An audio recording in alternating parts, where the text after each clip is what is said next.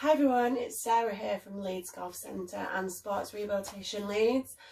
I am a qualified sports rehabilitator and I just wanted to share a couple of upper back and neck exercises that are quite good to keep your thoracic and cervical spine moving, especially when you're not playing golf as much as you're used to, not going to work, working at a laptop on your knee often when you're working from home, which really isn't ideal, and it can be really good just to keep the stress and tension out of your shoulders, especially in times such as these.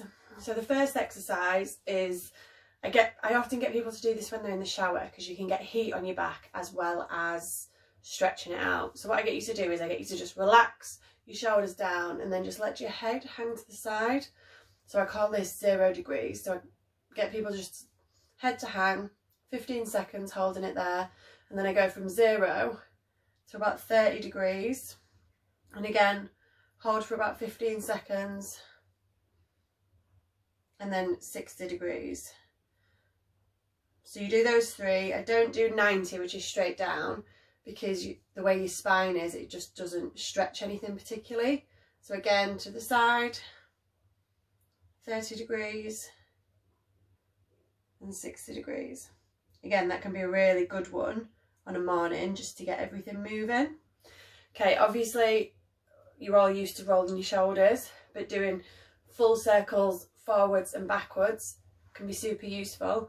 Another good one can be pinching your shoulder blades together as if you're trying to hold like a pencil between your shoulder blades, and then hulking forwards and just really forcing that spine. So I'll do this to the side. So again, you're pinching your shoulders back together and then you're hulking forwards and just trying to encourage some more movement through your scapula as well as through your thoracic spine. Another really good one that I like to do, arm across and just really stretch the top of that shoulder. Again, very simple exercise. We've done it all the way through school, but that can be really nice just to kind of get a bit more movement through there. And I also really like this one. So arm up and just force it as far as you can go comfortably. Again, each exercise you should hold for approximately 20 or 30 seconds, and I'd much rather you do it slowly and gently than forcing it. If all of a sudden you get yourself into a position and just stretch 5 seconds out of it, your muscles are more likely to panic and seize up, especially if you are already stiff and tight. The last one I want to do is, if you imagine a doorway, put your arm on the doorway so you're at 90 degrees and then just turn away from the doorway, and that will really help to stretch your pec out. So again, door frame, arm on the edge, and just rotate your shoulder away, and that will really stretch out through this pec here.